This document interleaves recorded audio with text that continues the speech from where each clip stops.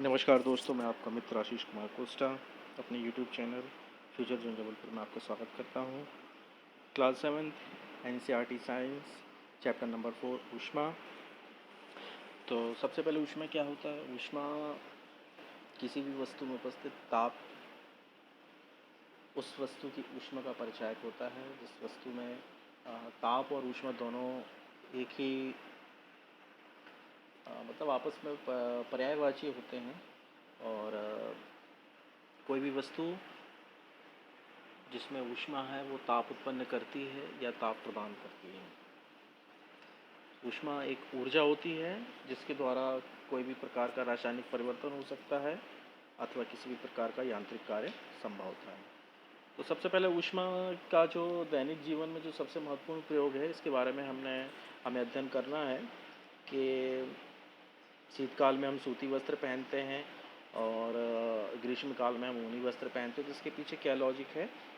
इसके पीछे कारण यह है कि शीतकाल में हमको शरीर को शीतरोधी रखना होता है। शीतरोधी रखने के लिए हम ऊनी वस्त्र पहनते हैं कि ऊनी वस्त्र हमारे शरीर के चारों ओर एक ऊष्मारोधी परत वायु की बना देते हैं, जिससे कि हम ठंडी हवा के संपर्क में आने से बच जाते हैं।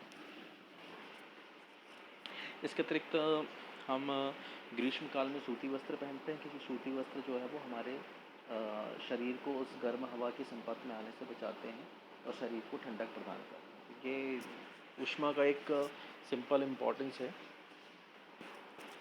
इस प्रकार गर्म और ठंडे का कॉन्सेप्ट है कि गर्म में क्या है, ठंडा क्या है।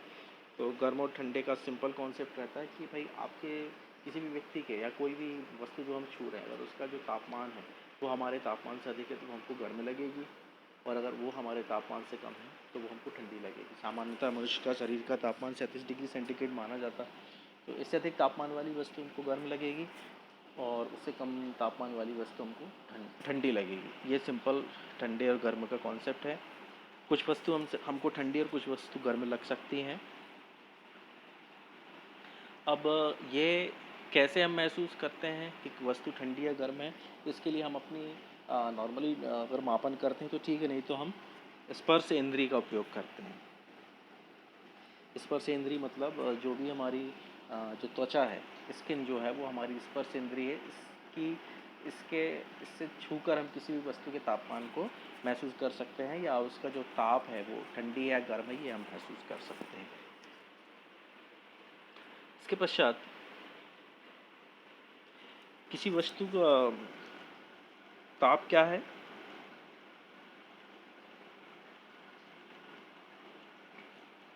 इसके पश्चात ताप क्या है? तो ताप किसी वस्तु की उष्णता की माप होती है, और इसको मापने के लिए जो भी युक्ति का प्रयोग किया जाता है उसको तापमापी कहा जाता है। मतलब ताप जो है किसी वस्तु की उष्णता का माप है और इसको मापन के लिए युक्ति उपयोग की जाती है, उसको तापमापी कहते हैं। तापमापी अलग अलग प्रकार के होते हैं। सबसे महत्वपूर्ण जो हम नॉर्मली यूज करते हैं, जिससे हम सभी परिचित हैं, वो डॉक्टरी तापमापी होता है। जिस तापमापी से डॉक्टर हमारे शरीर के टेम्परेचर को मापता है।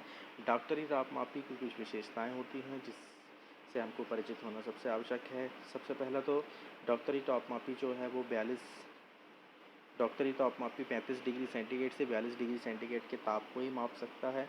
इसके अलावा डॉक्टरी तापमापी जो है एक लंबी, बारीक तथा समान व्यास की कांच की नली होती है। इसके एक सिरे पर बल्ब होता है, उस बल्ब में पारा भरा होता है। ये देखिए, ये यहाँ पे पारा भरा हुआ है, ये कांच की नली है और बल्ब के बाहर नली में पारे की एक पतली चमक की धारा बनी होती है। और थर्मामीटर या तापमापी आपको ताप मापने का एक मापक्रम स्केल होता है। ये यहाँ पे ऊपर बना हुआ है, मतलब ये यहाँ से जुड़ा हुआ है। ये डिग्री सेल्सियस में इसमें ताप का मापन होता है। अब तापमापी का प्रयोग करने के लिए आवश्यक सावधानियाँ क्या क्या हैं, ये सबसे महत्वपूर्ण है, ये बहुत इंपॉर्टेंट है।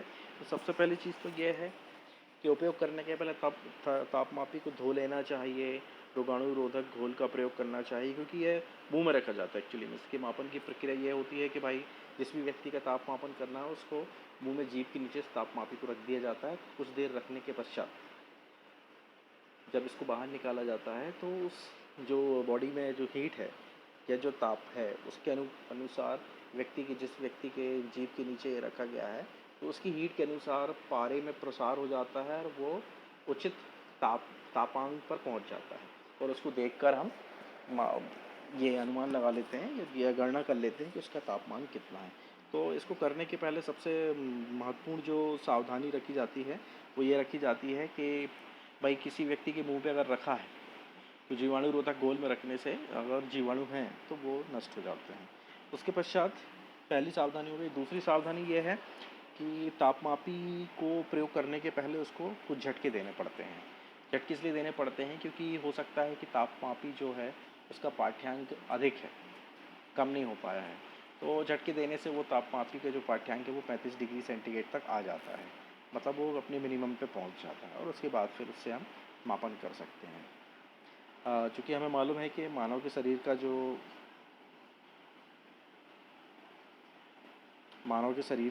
मिनिमम तापमान है वो 37 डिग्री सेंटीग्रेड होता है।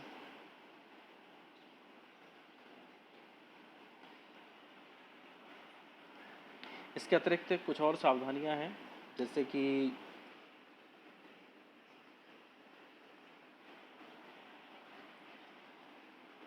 पढ़ते समय प्रयोग करते समय कभी भी मापन के पहले या मापन के पश्चात तापमापी के पारे वाले सिरे को नहीं पकड़ना चाहिए। देखिए, अगर हम किसी व्यक्ति के शरीर का तापमान ले रहे हैं तो हम उसको तापमापी देते समय या उसके मुंह में लगाते समय कभी भी पारे वाले सिरे को ना पकड़ें, क्योंकि अगर किसी व्यक्ति ने पारे वाले सिरे को टच किया है तो हो सकता है कि उस व्यक्ति के शरीर का तापमान वहाँ पे शो हो जाए।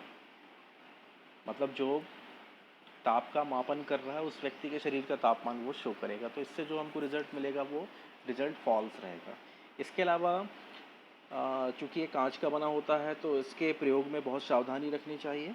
और सबसे महत्वपूर्ण जो है जो रीडिंग करते समय जो महत्वपूर्ण जो पॉइंट है कि पारे का तल जो है दृष्टि रेखा की सीध में होना चाहिए। मतलब जो हमको पाठ्यांक जब हम देखेंगे तो वो बिल्कुल सीध में रख के पाठ्यांक देखेंगे, तिरछा नहीं होना चाहिए, क्योंकि अगर तिरछा देखते हैं तो कुछ पॉइंट का फ़र्क आ सकता है, मतलब उससे ठीक मापन संभव नहीं हो पाएगा। तो ये कुछ महत्वपूर्ण सावधानियां हैं जो हमको ताप मापन करते समय रखना चाहिए।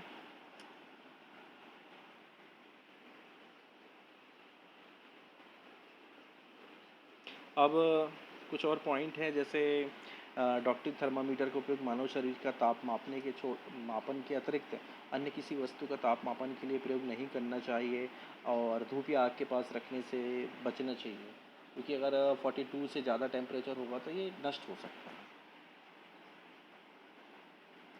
है। डॉक्टरी तापमापी के ताप का परिसर, ये एक और इम्पॉर्टेंट पॉइंट है कि ताप का इसका परिसर जो है, मतलब मिनिमम और मैक्सिमम रेंज जो है वो 35 से 42 डिग्री सेंटीग्रेड होता है। अब इसके पश्चात हम देखेंगे दूसरा तापमापी जिसको बोला जाता है प्रयोगशाला तापमापी। प्रयोगशाला तापमापी क्या होता है? प्रयोगशाला में जो काम में आने वाले तापमापी होते हैं ये प्रयोगशाला तापमापी कहलाते हैं। इसके ताप का परिसर 10 डिग्री सेंटीग्रेड से 110 डिग्री सेंटीग्रेड तक होता है। और इसकी भी संरचना जो है वो डॉक्टरी तापमापी के समान ही होती है। पारे का एक सिरा होता है और उसके बाद फिर उससे जुड़ा हुआ पाठ्यांक के लिए स्केल लगा होता है। और इसका प्रयोग करते समय भी लगभग वही सावधानियां रखनी चाहिए, जैसे कि क्रियाकलाप 4.4 में दिखा रहा है कि हमको एक बीकर में हमने कोई द्रव लिया हुआ है या जल लिया हुआ है, उसको गर्म करना है, उसका तापमान हमको नोट करना है। तो सबसे पहली चीज़ कि तापमापी में जो पारे वाला जो सिरा है, जो पारे वाला सिरा जो है जिस भी द्रव का या जिसका भी आप ताप मापन कर रहे हैं उसके संपर्क में होना चाहिए, ये बर्तन की पेंदी के संपर्क में ना हो। दूसरी चीज़ ये है कि ताप मापन के लिए वही है, जो पाठ्यांक है उसको देखते समय आँखों की सीध में होना चाहिए, क्योंकि अगर वो सीध अगर नहीं रहती है तो पाठ्यांक जो है वो एकदम शुद्ध नहीं आएगा। और तीसरी चीज़ ये है कि जब तक तापमापी का पाठ्यांक स्थिर ना हो जाए तब तक तापमापन नहीं करना चाहिए। जैसे किसी द्रव में अगर आपने तापमापी को रखा है और उसका आप तापमापन कर रहे हैं, तो अगर वो उसमें वृद्धि हो रही है पाठ्यांक में तो उसको होने दिया जाए। भाई कुछ समय रुक के जब वो वृद्धि होना बंद हो जाए, मतलब टेम्परेचर अपने मैक्सिमम पर पहुंच जाए, तब हमको उसका तापमापन करना चाहिए।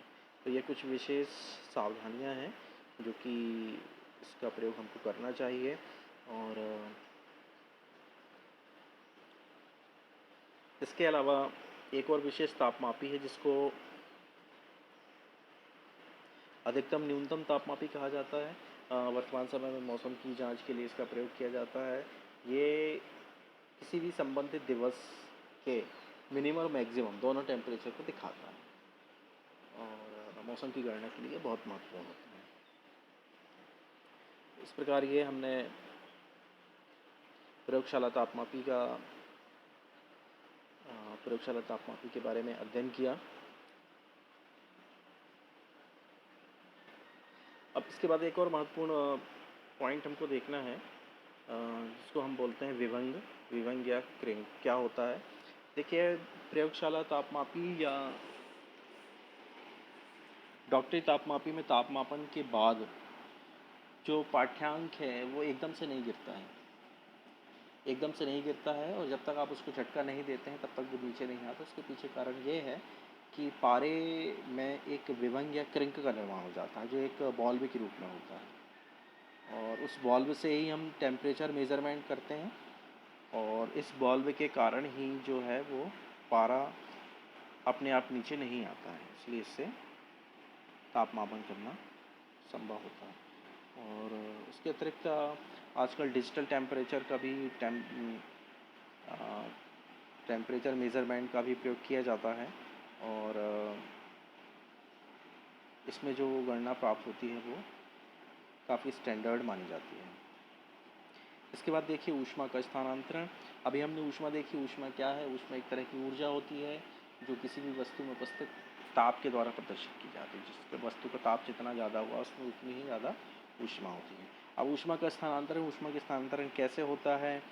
अलग अलग माध्यम हैं, ठोस, द्रव, गैस, तीनों माध्यम में ऊष्मा का स्थानांतरण किस प्रकार होता है। तो सबसे पहले हम देखते हैं ठोस में। तो ठोस में ऊष्मा का स्थानांतरण चालन के द्वारा होता है। ठोस में ऊष्मा के स्थानांतरण की प्रक्रिया को चालन कहते हैं। चालन की प्रक्रिया क्या होती है इसके बारे में हम देखते हैं। एक्चुअली में चालन की प्रक्रिया जो है वो ठोसों के अणुओं के गति के द्वारा होती है। ठोस में अगर किसी एक सिरे पर ऊष्मा प्रदान की जाए, उदाहरण के लिए अगर एक रॉड हम लेते हैं और रॉड के एक सिरे को अगर हम गैस पे रखते हैं तो रॉड कितनी भी लंबी हो, कुछ समय के बाद हम देखेंगे कि उसका दूसरा सिरा जो है वो भी गर्म हो जाता है। ये थोड़ा सा सावधानी वाला प्रयोग है। तो ये कैसे संभव है कि एक सिरे को ऊष्मा देने पर वो ऊष्मा दूसरे सिरे तक पहुंच गई? इसका कारण ये है कि ठोसों में ऊष्मा का जो प्रवाह है वो चालन द्वारा होता है। एक सिरे के जो अणु हैं वो ऊष्मा लेते हैं और उसको अपने निकटस्थ अणुओं को दे देते हैं। इस प्रकार ये अणु और परमाणुओं के आपस में डिलीवरी के द्वारा ये ऊष्मा आगे हो जाती है, आगे तक पहुंच जाती है। इस प्रकार ठोसों में ऊष्मा का प्रवाह चालन के द्वारा होता है और ये प्रवाह हमेशा गर्म वस्तु से या गर्म अणु से ठंडी अणुओं की ओर होता है।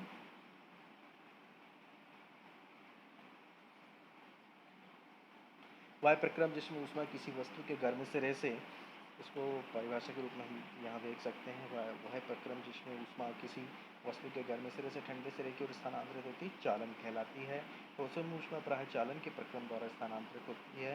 क्या सभी पदार्थों में ऊष्मा का चालन आसानी से हो सकता है? अब यहाँ पे देखिए ऊष्मा के चालन के आधार पे पदार्थों को दो भागों में विभाजित किया है। तो ये भी आप बहुत महत्वपूर्ण है, इसको समझना होगा आपको। चालक पदार्थ और कुचालक पदार्थ। तो ऊष्मा के चालक वे पदार्थ हैं जो अपने में से ऊष्मा का चालन होने देते हैं। मतलब भाई जिनको अगर आप गर्म कर रहे हो तो एक सिरे से दूसरे सिरे तक पूरा वो पदार्थ गर्म हो जाएगा। तो ज़्यादातर धातुएं जैसे एल्यूमिनियम, आयरन, लोहा, कॉपर, ये सभी चालक पदार्थ होते हैं। और खाना बस सीधी सिंपल बात है, खाना बनाने में जितने भी बर्तनों का उपयोग किया जाता है, जितनी भी धातुओं का उपयोग किया जाता है वो सब चालक धातु है। इसके बाद दूसरा पदार्थ आते हैं कुचालक पदार्थ। तो कुचालक पदार्थ वे हैं जो अपने में से ऊष्मा का चालन नहीं होने देते। मतलब आप इनको गर्म करोगे तो एक सिरा से आप गर्म करोगे तो वो ऊष्मा दूसरे सिरे तक नहीं पहुंचती है। तो ये कुचालक पदार्थ होते हैं। अब इनका उपयोग कैसे है? तो जितने भी खाना बनाने वाले या किचन में या जहाँ पे भी हीट वाला काम होता है तो उसका कवर के रूप में या हैंडल के रूप में जिस भी पदार्थ का उपयोग किया जाता है वो कुचालक पदार्थ कहलाते हैं। तो सबसे सबसे महत्वपूर्ण इसका एग्जाम्पल लकड़ी है। लकड़ी जो है वो कुचालक पदार्थ होती है, क्योंकि लकड़ी के सिरे को अगर आप गर्म कर रहे हो तो वो दूसरे सिरे तक ऊष्मा का प्रसार नहीं होता, उस तरीके से नहीं हो पाता है। इसके अतिरिक्त देखिए, जो हमारे घरों में जो हैंडल वाले जो बर्तन होते हैं, उसमें हैंडल में बैकेलाइट, प्लास्टिक नहीं, बैकेलाइट का उपयोग होता है, क्योंकि ये ऊष्मा का कुचालक होता है। इसके अतिरिक्त दो और महत्वपूर्ण फैक्ट हैं कि वायु और जल ये ऊष्मा का कुचालक होता है। तो अब जल में, मतलब द्रव में और गैसों में ऊष्मा का किस तरह से संचरण हो रहा है, हमको ये देखना है। अभी हमने चालन देखा जो ठोसों में है। द्रव और गैसों में ऊष्मा का संचरण संवहन के माध्यम से होता है। संवहन मतलब ऊष्मा के संचरण की वह प्रक्रिया है जिसमें कि एक परत गर्म होकर ऊपर उठती है और उसका स्थान लेने के लिए ऊपर की दूसरी ठंडी परत नीचे आती है। संवहन मतलब धारा है, तो ये इस प्रकार धारा के रूप में ऊष्मा का संचरण होता है। जब हम पानी गर्म करते हैं, पानी का बर्तन जब हम रखते हैं, तो कुछ देर बाद अगर हम देखें तो ऊपर का जो पानी है उसका टेम्परेचर तो नॉर्मल वही रहता है, लेकिन जैसे ही हम आप हाथ अंदर लेके जाते हैं तो अंदर का पानी जो है वो कुछ गर्म हो जाता है। ये प्रक्रम तब तक चलता रहता है जब तक पूरा पानी गर्म ना हो जाए। तो इस प्रकार ये धाराएं जो नीचे से गर्म होकर ऊपर उठ जाती हैं और ऊपर की